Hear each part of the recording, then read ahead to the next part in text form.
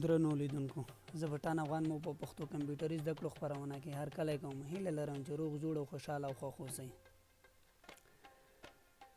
که یاد مو وي چې کله وینډوز 7 وکئ، وینډوز 7 مرچا یا وینډوز 7 زیتون یا نور نو په هغه کې پښتو کیبورډ له مخکې ننوځي. د بیلګې په توګه زه دلته یو ورډ فایل اوپن کوم، په هغه کې ګورم چې ما سره پښتو کیبورډ نشته دی. نو نن به په دې باندې غږیږو چې څنګه کولی شو له ځان لپاره په پښتو په کمپیوټر کې پښتو کیبورډ ځای په ځای کړو. تاسې ګورئ چې زه دلته لیکل کوم دا انګلیسي وي، په همدې شکل که چېرته زه کیبورډ چینج کړم نو فارسي ته وړي چې پښتو توري پکې نه وي. مثال زه لیکم پښتو، دا ګورئ تاسې چې نه راځي. نو د دې دپاره چې پښتو کیبورډ انسټال کړو او په خپل کمپیوټر باندې ور علاوه کړو، د دې طریقه څه ده؟ دې ته موږ درنو دوستانو دوه لارې لرو.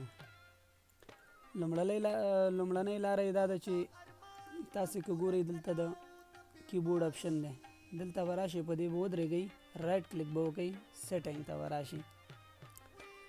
سیټینګ کې دلته ګورئ تاسې چې اډ اپشن دی، له دې ځایه به تاسې دلته اډ باندې کلیک وکئ، له هغه وروسته به پی ووهئ، پښتو افغانستان ته به راشئ او دا د جمع علامه که تاسې ګورئ دا به کلیک کئ، دلته به راشئ کیبورډ ته، دا کیبورډ باندې به هم کلیک وکئ، پښتو افغانستان به ووایي، اوکې به کوئ، اپلای به کوئ، له هغه وروسته به بیا اوکې کوئ. زمونږ په کیبورډ کې به په اتوماتیک شکل باندې پښتو کیبورډ ورزیات شي. تاسې ګورئ چې پښتو کیبورډ راغی. اوس موږ کولی شو دلته ولیکو پښتو. دوهمه طریقه یې دا ده درنو دوستانو چې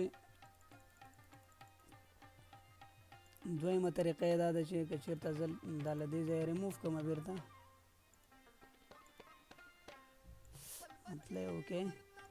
دویمه طریقه یې دا ده درنو ملګرو چې راځو سټارټ مینو ته، په سټارټ مینو کې ځو کنټرول پینل ته او په کنټرول پینل کې راځو دا کټګوري چې ده دا کټګوري نیسو غټ دغه کې، نو دلته راځو چینج لینګویج ریجن، دې کې کلیک کوو، چینج ډسپلی لینګویج، دې باندې هم چې کلیک کوو راځو چینج کیبورډ ته او په چینج کیبورډ کې چې دی اډ وهو، له اډ نه وروسته پی وهو تر څو پښتو افغانستان ته راشو، د جمع علامه باندې کلیک کوو، دلته کیبورډ کې بیا په جمع علامه کلیک کوو او دغه خانه د پښتو افغانستان د کیبورډ ډکو، اوکې وهو، له هغه وروسته اپلای وهو.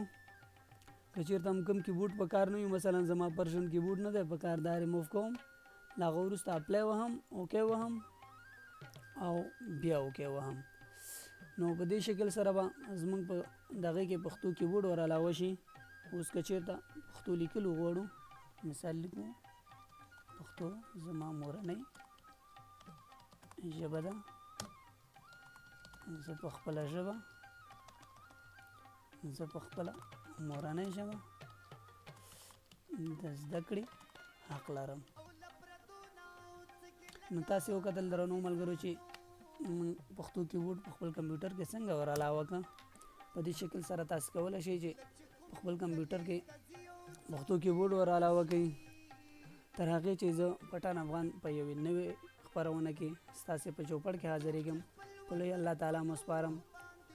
خپل چینل په خپلو نیوکو، انتقاداتو، وړاندیزونو او لارښوونو سره لا غني او ښکلی کوي او زموږ سره په کمنټونو کې شریکې کړئ تر څو موږ په آینده خپرونه کې له هغې نه استفاده وکړو.